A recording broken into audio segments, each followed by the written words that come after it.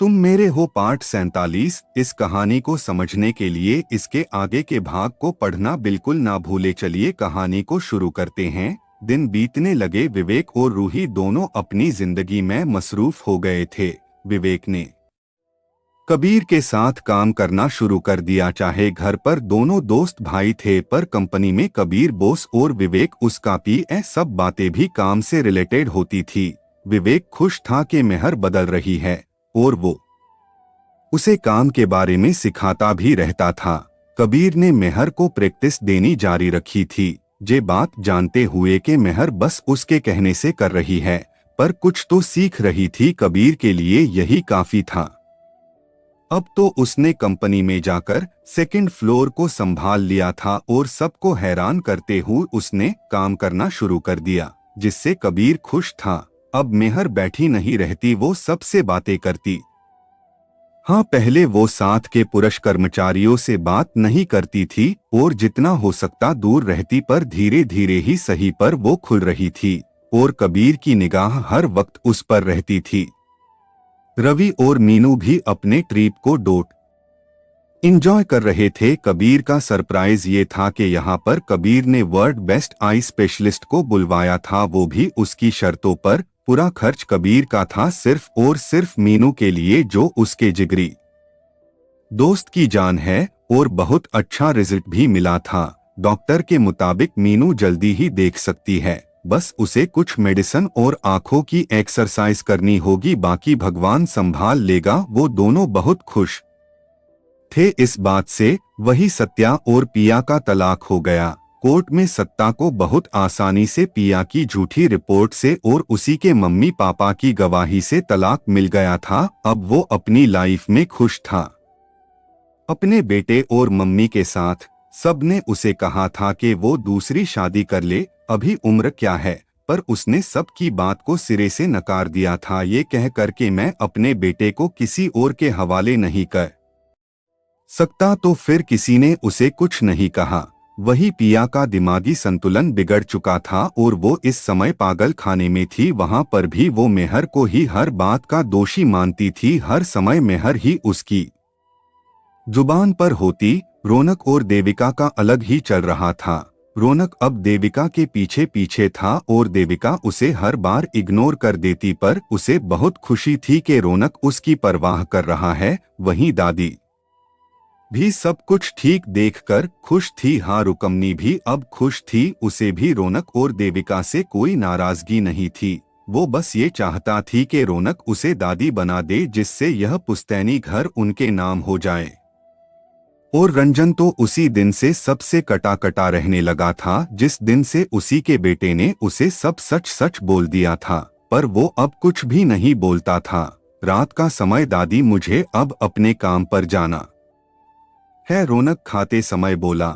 मुझे खुशी है रौनक, तुम अच्छा करोगे, दादी बोली। वही सब उसे देख रहे थे। देविका जो खाना सर्व कर रही थी, रौनक की बातों से उसे अच्छा नहीं लगा था, पर सबके सामने उसने कुछ नहीं कहा।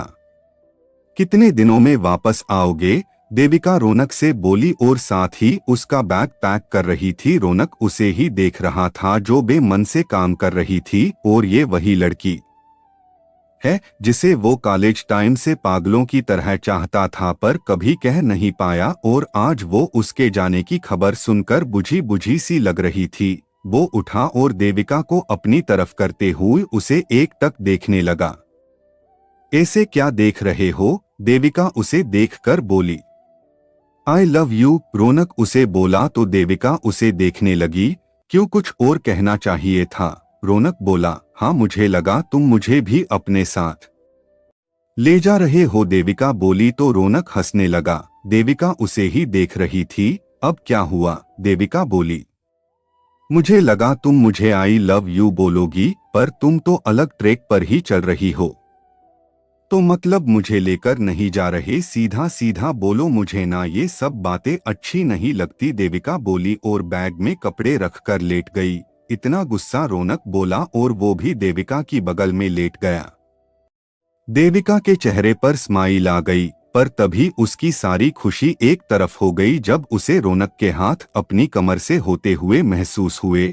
ये तुम क्या देविका बोलने ही जा रही थी कि रौनक ने उसे चुप करा दिया। मेहर क्या कर रही हो? कबीर मेहर को देखकर बोला। वो मैं बस ये फैब्रिक देख रही थी, अभी विवेक भाई ने सैंपल भेजा था। मेहर बोली, जो बहुत सारे कपड़ों के पीसस में घिरी हुई थी, एक मदद कर दो, वो मुझे ब्लैक अलमीरा से वाइट कलर की फाइल ला दो। कबीर अपने लैपटॉप को देखते हुए बोला तो मेहर ने हाँ में सिर हिला दिया और उठकर स्टडी रूम की तरफ चली गई, जो कबीर ने पहले से ही ऊपर के रूम को बनाया हुआ था। कहाँ रह गई? कबीर बोला और कुछ 15 मिनट बाद ऊपर की तरफ जाने लगा, पर तभी मेहर उसे आती हुई दिखाई दी, जो बिल्कुल उसी के पास से होकर निकल गई। कबीर उसे देखता ही रह गया और फिर वो भी मेहर के पीछे चल दिया। मेहर सीधे नीचे बने जिम में आ गई। कबीर ये देखकर हैरान था कि सुबह तो वो आती नहीं है, बहुत मुश्किल से कबीर उसे लेकर आता है, और अभी ये क्या करने जा रही है।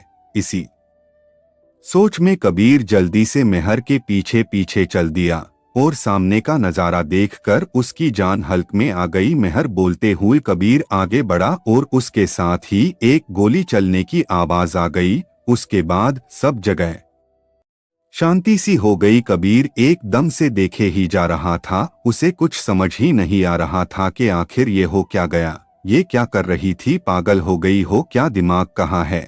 कबीर जिसने मेहर का हाथ पकड़ा हुआ था वो जोर जोर से बोल रहा था, वही मेहर नजरें झुकाए हुए रोए जा थी। कबीर जैसे ही मेहर की पीछे आया तो मेहर अपने माथे से वही गन लगाए खड़ी थी जिससे वो रोज प्रैक्टिस करते थे। तभी कबीर जल्दी से आगे आया और जैसे ही मेहर का हाथ पकड़कर ऊपर किया तभी मेहर ने ट्रिगर दबा दिया। मेहर इधर देखो, मेरी तरफ देखो, क्या हुआ? किसी ने कुछ कहा तो मुझे बताओ, पर ये सब क्या है?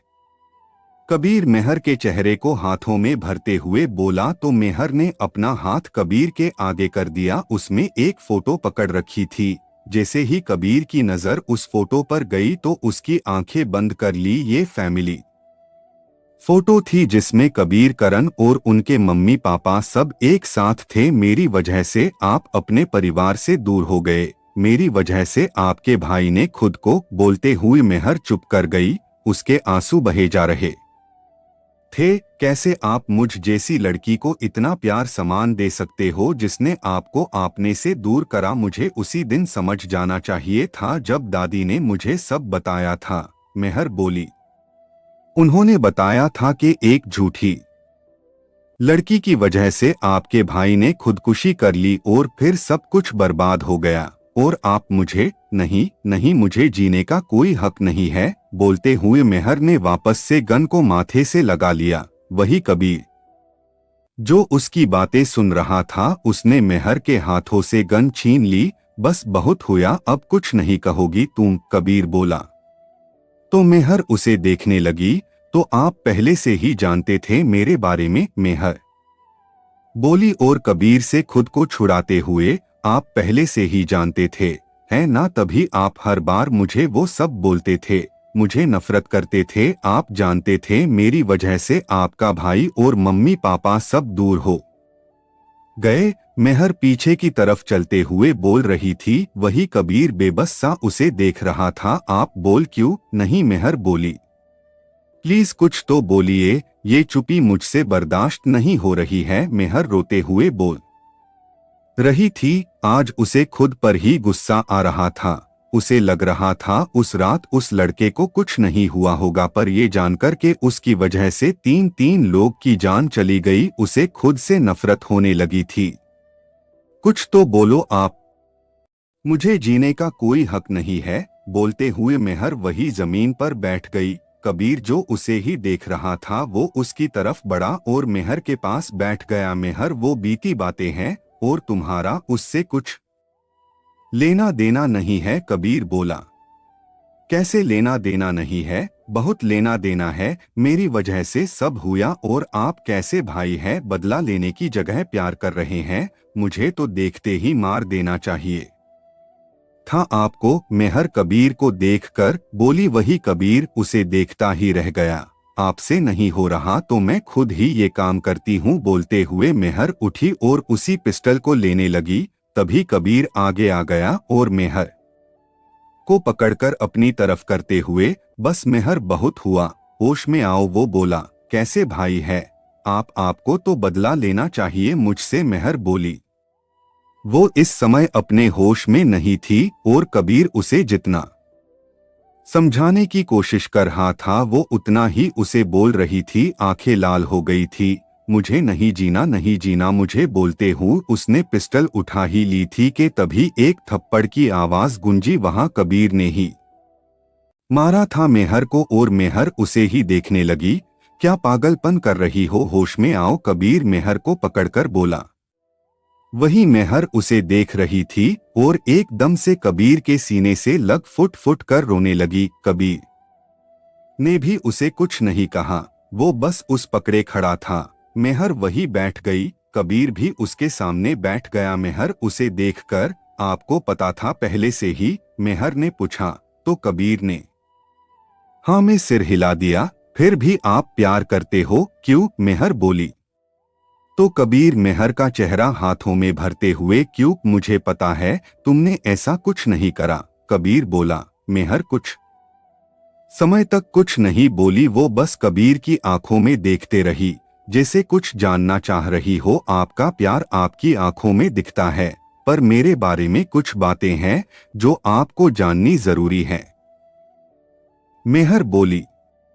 आंसू बंद हो चुके थे पर आंखें लाल हो गई थी। मेरा रेप हुआ है, मेहर बोली। ये चंद शब्द भी बहुत मुश्किल से उसकी जुबान से निकले और साथ ही उसने नजरें झुका ली। वो कबीर की आंखों में खुद के लिए तिरस्कार की भावना नहीं देखना चाहती थी। कबीर की पकड़ उसके चेहरे पर कस गई थी और उसने मेहर का चेहरा ऊपर करा और उसकी आंखों में देखने लगा। मेहर कबीर को देखने लगी। उस दिन ही हुआ था ये सब। मैं बस खुद को बचाने के लिए ही भागी थी वहां से, पर मुझे नहीं पता था कि ये सब होगा। मैंने पुलिस को बताया था कि ये वो नहीं है।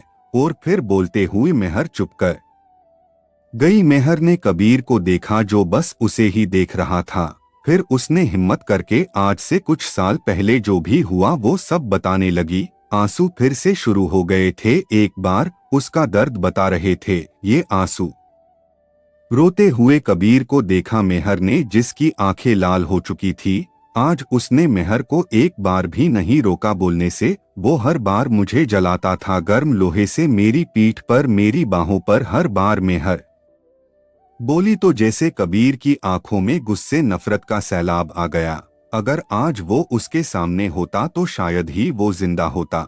उसने मुझे मार दिया था, मेहर फिर से बोली। पर फिर मेरी किस्मत ने मुझे जिंदा रखा मीनू के रूप में। अगर उस रात वो नहीं होती तो शायद मैं भी नहीं होती, मेहर बोली और फिर चुप कर गई। अब तो आप समझ गए ना, मैं आपके लायक नहीं, आपके क्या किसी के भी लायक नहीं हूँ, मेहर बोली। तो कबीर, जिसने मेहर के हाथ पकड़ रखे थे, वो मेहर के चेहरे को पकड़कर उसकी आंखों में देखते हुए, मेरे आयक हो तुम। आज के बाद ये बात तुम्हारे मुंह से नहीं निकलनी चाहिए, समझी, कबीर बोला। तो मेहर हैरान सी उसे देखने लगी। आप अच्छे हो, बहुत अच्छे हो, मेरे कारण इतना सब हो गया। आपके भाई मम्मी पापा के साथ जो भी हुआ वो बस मेरी वजह से। फिर भी आप कैसे कह सकते हैं, मेहर बोली। क्यों, प्यार है मुझे तुमसे, कबीर मेहर की आंखों में देखते हुए बोला। मेहर बस एक टक उसे ही देखती रह गई। बस मेहर, अब एक शब्द नहीं। कबीर मेहर के आंसू साफ करते हुए बोला। मेहर बस उसे देखे ही जा रही थी।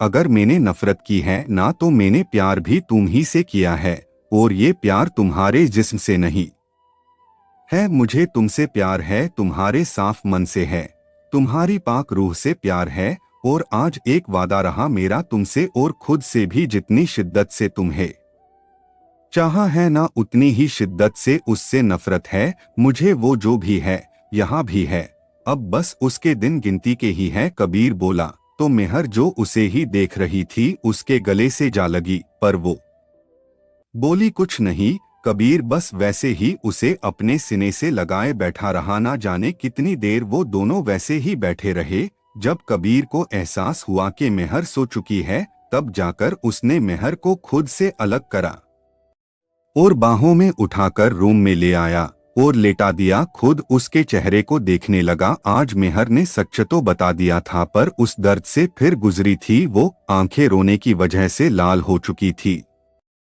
गालों पर निशान बन गए था आंसुओं के और साथ ही थप्पड़ के जो कबीर ने मारा था। बस मेहर अब और नहीं बहुत हुआ। कबीर मेहर के गाल को छूकर बोला। आंखें रोने की वजह से लाल हो चुकी थी, गालों पर निशान बन गए थे आंसुओं के और साथ ही थप्पड़ के जो कबीर ने मारा था। बस मेहर अब और नहीं बहुत हुआ। कबीर मेहर के गाल को छूकर बोला। वो ना जाने कितनी देर तक मेहर को वैसे ही देखता रहा। कबीर ने वो सब फोटो बहुत ही सेफ जगह रख दिए थे जिनमें करण भी था, पर ना जाने कैसे ये एक फोटो रह गई और मेहर के हाथ भी लग गई। कबीर बस यही सब सोचते हुए सो गया। दोपहर का समय हो गया था। हॉस्पिटल में हफरातफरी मची हुई थी। विवेक और रूही भी वही खड़े थे। वही कबीर तो मानो कुछ सोचने समझने की हालत में ही नहीं था कि वो कुछ बोले। पूरी शर्ट पर खून के दाग पड़े हुए थे और चेहरा तो ऐसा हो गया था मानो कितनी देर से सोया ना हो। आंखें लाल और गई थी उसकी। डॉक्टर, अब मेहर कैसी है? विवेक आगे आकर बोला। देखियो मिसेस चौहान अब खतरे से बाहर है, पर ब्लड लॉस होने की वजह से उनको कमजोरी आ गई है। फिलहाल वो नींद में है। आप उनसे मिल सकते हैं। पर कुछ देर बाद डॉक्टर बोलकर चला गया। वही विवेक ने कबीर के कंधे पर हाथ रखा, जो बेसुध सा डॉक्टर की ही बातें सुन रहा था, और फिर वही लगी कुर्सी पर बैठ गया। मेहर ठीक है, विवेक बोला और साथ ही रूही को इशारा कर दिया और रूही वहां से चली गई। ये सब हुआ कैसे? कल तो ऐसा नहीं लग। मेहर को देखकर विवेक बोला तो कबीर ने उसे देखा। रात को करण की फोटो देख ली थी मेहर ने। कबीर बोला तो विवेक उसे देखने लगा। अब वो समझ गया था कि आखिर मेहर ने ऐसा क्यों किया। तो कबीर ने उसे सब बातें बता दी। पर भाई, मैंने उसे कहा था कि मुझे उससे कोई शिकायत नहीं है, मैं प्यार करता हूँ, पर फिर भी उसने ये करा। उसे मुझ पर जर्रा सा भी भरोसा नहीं रहा। हाँ, मानता हूँ पहले गलत किया, बहुत गलत किया, पर अब तो सब बता दिया था। फिर भी उसे मुझ पर भरोसा ही नहीं था और जल्दी खुद को खत्म करने। कबीर बोला और साथ ही विवेक के गले लग गया। बस कर, वो ठीक है, उसके लिए भी ये सब आसान नहीं है। विवेक उसे समझाते हुए बोला। सुबह जब कबीर की आंख खुली तो मेहर बेड पर नहीं थी। पहले कबीर को लगा कि बाथरूम में होगी, पर जब उसने देखा तो वहां भी नहीं थी। कुछ सोचते हुए वो जिम में चला गया, शायद वही हो, पर वहां भी नहीं थी वो। कबीर को अब कुछ सही नहीं लगा तो वो जल्दी से दरवाजे की तरफ चल दिया, पर ये दरवाजा भी अंदर से ही बंद था। तो मेहर घर से बाहर नहीं गई थी। फिर गई कहाँ? उसने सब जगह देखा, छत पर भी, पर मेहर उसे नहीं दिखी। तभी शमा आंटी आई ब्रेकफास्ट बनाने के लिए और रसोई में चली गई और कुछ ही देर बाद उनकी चिल्लाने की आवाज आने लगी। कबीर तो पहले से ही परेशान था और इस तरह है आवाजें सुनकर उसका दिल बैठ गया। जब वो रसोई में गया तो बस देखता ही रह गया। मेहर ने अपने हाथ की नस काट ली थी और पूरे फर्श पर खून ही खून था। कबीर उसे उठाने की कोशिश कर रहा था, पर उसकी सांसें बहुत धीमी चल रही थी। पता नहीं कितने समय से वो ऐसे थी। कबीर ने जल्दी से उसे अपनी बाहों में उठाया और सबसे नजदीक के हॉस्पिटल में ले गया। लो, तुम दोनों चाय पी लो। रूही 2 कप चाय लेकर आई। 1 कप तो विवेक ने ले लिया, पर कबीर ने नहीं लिया तो रूही ने उसे पकड़ते हुए, कबीर पी लो, मेहर देखेगी तो क्या सोचेगी? रूही बोली। उसे मेरी फिक्र होती ना तो ये काम नहीं करती। कबीर रूखा सा बोला। उसे तुम्हारी फिक्र है कबीर, रूही बोली। भाभी, आपने भी बहुत कुछ देखा है अपनी लाइफ में, तो कभी आपने भी ये सोचा था? कबीर रूही से बोला तो रूही विवेक को देखने लगी। मेरे हालात और मेहर के हालातों में फर्क है, बहुत फर्क, रूही बोली और कबीर के हाथ पर हाथ रख कर, वो ठीक है, चाय पी लो और हाँ, जाकर चेंज करके आओ, इनके साथ चले जाओ, रूही बोली। मेहर बैठी हुई थी और रूही उसे जूस पिला रही थी। उसने कुछ नहीं कहा था, वही रूही भी बस उसे ही देख रही थी। पूरा दिन तुम होश में नहीं थी, रूही बोली और वही मेहर के पास बैठ गई। पर मेहर की नजरें तो पहले से ही झुकी हुई थी। रूही मेहर को देख रही थी।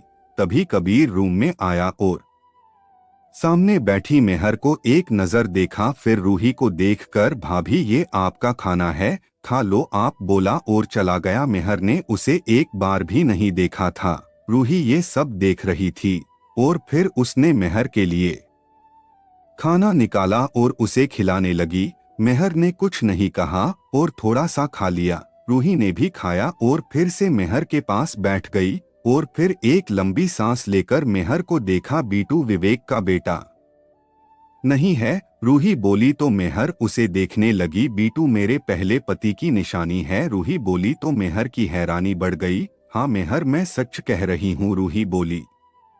मेरी शादी उस उम्र में हो गई थी जिस में शादी का मतलब बस यही होता है कि आपको नए नए कपड़े मिलते हैं और आपको सब बहुत प्यार करते हैं, बस इससे ज्यादा कुछ समझ नहीं थी। 16 की थी मैं जब शादी हो गई थी। मम्मी पापा नहीं थे तो बाकी रिश्तेदारों ने बस बोझ उतारा था सिर से। मुझे पढ़ने का बहुत शौक था पर वैसा कुछ नहीं हुआ जैसा सोचा हो। शादी भी उम्र से बड़े आदमी से हुई थी, वो गांव का ही जमींदार था। बस फिर वो सब हुआ जिसे पति का हक बोलते हैं। मेहर, फर्क बस इतना है कि मेरी शादी हो गई थी और सबकी नजरों में ये सब आम बात थी, शादी के बाद होता है। रूही बोली। मेहर चुप सी उसे देखती रही। घर के सारे काम करने, सबके कहे अनुसार करना और फिर रात को अपने पति की हर बात मानना। वहां सब खुश थे सिवाय मेरे। समय बीत रहा था पर मैं तो जैसे वही ठहर गई थी। एक दिन मेरी तबीयत बहुत खराब हो गई थी पर घर वालों को तो जैसे कोई फर्क नहीं पड़ा। सब काम करके मैं आराम करने का सोचकर रूम में लेट गई। मुझे पता था कि वो इंसान जो मेरा पति है वो गया है, आज वह घर नहीं आएगा। बस यही सब सोचते हुए मुझे नींद आ गई। फिर अचानक ही मुझे लगा कि कोई है मेरे ऊपर। रूम में एक बल्ब जल रहा था जिसकी रोशनी से पता चला कि वो कहने को मेरा देवर है। खुद को बचाने के लिए मेरे हाथ में कुछ लगा तो बस मैंने उसी को उसके सिर पर मार दिया। एक बार, दो बार, पता नहीं कितनी बार। जब मुझे होश आया तो देखा वो वैसे ही बेसुध सा पड़ा था। तब तक दरवाजे पर भी सब आ गए थे। मैंने जल्दी में दरवाजा खोला और सामने ही सास, ससुर और देवयानी खड़ी थी। मेरे कुछ बोलने से पहले ही वो सब रूम में आए और सामने देवर को देख मुझे देखने लगे। मैंने उनको सब बता दिया पर किसी ने मेरी नहीं मानी और मेरी सास ने मुझे मारना शुरू कर दिया। फिर जब मेरी आंख खुली तो मैं हॉस्पिटल में थी। रूही बोली और मेहर को देखने लगी। मेहर बस उसे ही देख रही थी। विवेक ही मुझे लेकर आए थे। वो मेरे देवर के दोस्त थे और उनका घर पास ही था। हाँ, वो गांव में कम ही आते तो मुझे नहीं पता था। उन्होंने ही मुझे सबसे बचाकर हॉस्पिटल एडमिट करवाया था। अगले दिन घर वाले आए मुझे लेने पर मैंने जाने से मना कर दिया तो वो सब जबरदस्ती मुझे ले जाने लगे। पर तभी विवेक ने उन सब को मुझसे दूर करा था। मुझे देखकर, तुम जाना चाहती हो इनके साथ, उन्होंने पूछा था मुझसे और मैंने ना में सिर हिला दिया था। बस फिर वो थे मेरे और उस परिवार के बीच में। उस दिन तो वो सब चले गए थे पर उनकी वो बातें के आना तो मेरे पास ही है, मुझे अंदर तक हिला गई थी। नहीं चाहती थी मैं जाना वहां, पर जब मुझे पता चला कि मैं 2 मंथ्स प्रेग्नेंट हूं तो बहुत रोई थी खुद की किस्मत पर। तभी विवेक और मम्मी आए मुझे मिलने और मेरी हालत देखकर मम्मी ने मुझे सीने से लगा लिया। बहुत रोई थी मैं उनसे लिपटकर। तभी विवेक ने पूछा था कि मैं क्या चाहती हूँ। मैंने बस यही कहा था कि मैं प्रेग्नेंट हूँ तो वो समझ गए मेरे हालत को। मुझे लगता है कि तुम्हें उन पर केस करना चाहिए, विवेक सोचकर बोले और मैं बस उन्हें देखती रह गई। पर मैं जाऊंगी कहाँ, मेरे यही बोल थे जो निकले थे, हमारे साथ रहना तुम। मम्मी बोली। मैं कुछ बोल नहीं पाई थी उस समय के कैसे कई इतना अच्छा हो सकता है, जब अपनों ने साथ ना दिया हो तो वो लोग जिन्हें कभी जाना नहीं वो कैसे साथ दे सकते हैं। पर उनकी बात से मुझे कुछ तसल्ली हुई तो मैंने हाँ में सिर हिला दिया। अगले ही दिन विवेक मुझे ले गए और उन सब के खिलाफ रिपोर्ट कर दी थी। केस चला था, बहुत बातें हुई थी मेरे और विवेक को लेकर, पर विवेक ने मेरा साथ नहीं छोड़ा था और क्या क्या नहीं सुना था विवेक ने मेरे खातिर। पर एक बार भी उनके मुंह से मैंने कभी उफ तक नहीं सुनी। वही मम्मी ने भी कभी कुछ नहीं कहा। कुछ महीनों में मुझे तलाक मिल गया था और उसके बाद भी मैं उन्हीं के साथ रहती थी। बिटू के पैदा होने के बाद तो विवेक तो जैसे बदल ही गए। वो हर पर बीटू के साथ रहने गए थे, हर छोटी से छोटी बात का ध्यान रखते। और फिर एक दिन मुझे शादी के लिए पूछा, पर एक शर्त पर कि मैं अपनी पढ़ाई शुरू करूंगी। आखिर उम्र ही क्या थी, अभी 18 की ही हुई थी मेरी। तो जैसे मन मांगी मुराद पूरी हो गई। वो दिन और आज का दिन है। मैंने कभी उन गलियों में देखा भी नहीं। रूही बोली। मेहर बस उसे देखे जा रही थी। रूही ने मेहर का हाथ पकड़ा और उसे देखते हुए, मेहर कभी भूल कर भी फिर से ये सब करने की मत सोचना। माना के जो हुआ उसे भुला नहीं जा सकता, पर हम आगे तो बढ़ ही सकते हैं। मेहर एक बार आगे बढ़कर देखो, जिंदगी बार बार नहीं मिलती और ये बात तुमसे बेहतर कौन समझ सकता है। रूही बोली।